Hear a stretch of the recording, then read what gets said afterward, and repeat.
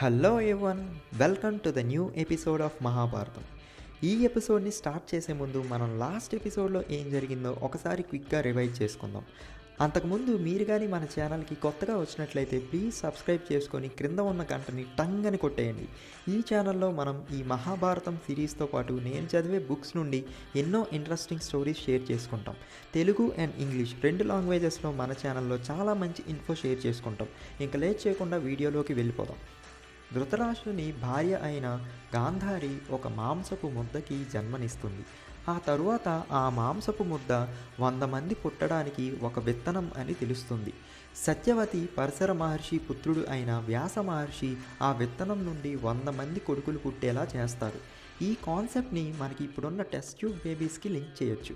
ఇప్పుడు చాలామంది సెలబ్రిటీస్ ఈ విధానంలో పిల్లల్ని కంటున్నారు.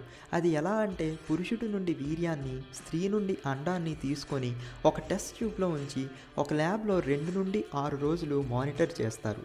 ఆ తరువాత ఆ విత్తనాన్ని ఒక ఆరోగ్యకరమైన అమ్మాయి బాడీలోకి ఇంజెక్ట్ చేస్తారు. 9 నెలల తరువాత ఆ అమ్మాయి ఆ బిడ్డకి జన్మనిస్తుంది.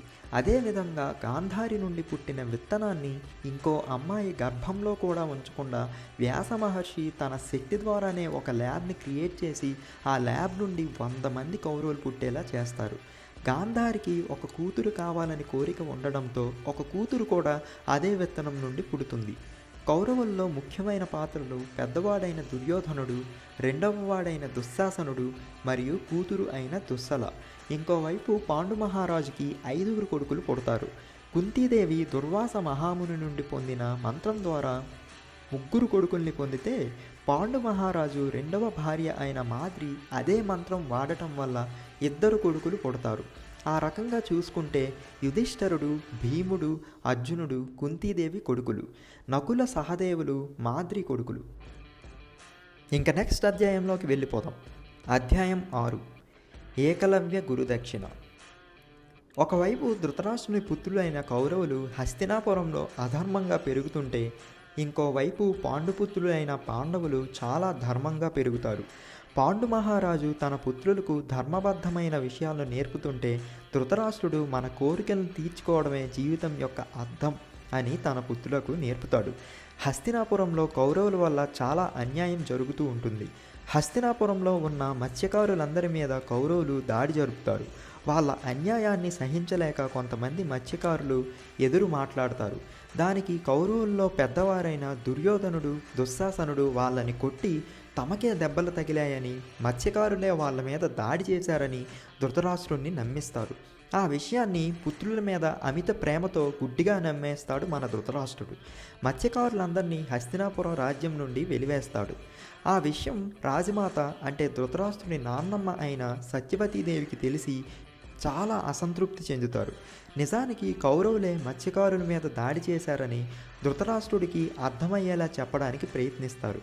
కానీ దానిని ధృతరాష్ట్రుడు గుడ్డిగా తోసిపుచ్చేసి, సత్యవతీదేవి కూడా ఒకప్పుడు మత్స్యకన్యే అని, అందుకే మత్స్యకారుల్ని సమర్థిస్తుందని ధృతరాష్ట్రుడు శకిని కలిసి అవమానిస్తారు.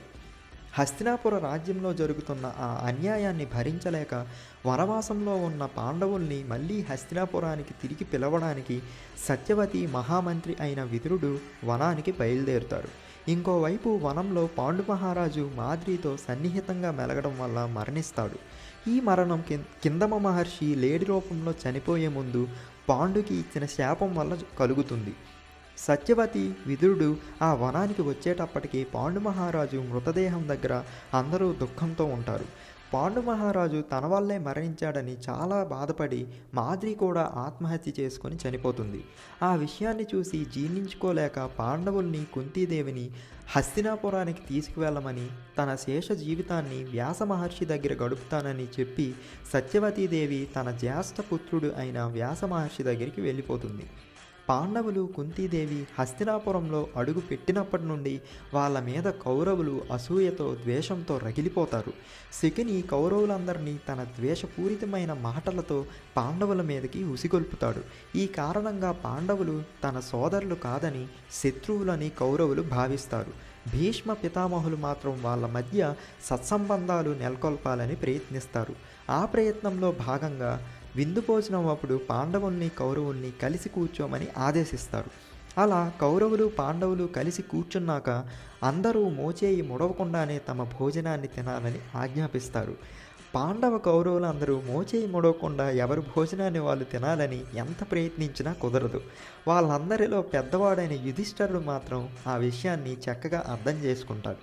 మోచేయి ముడవకుండా తినాలంటే ఒకరికొకరు భోజనం తినిపించుకోవాలని సూచిస్తాడు.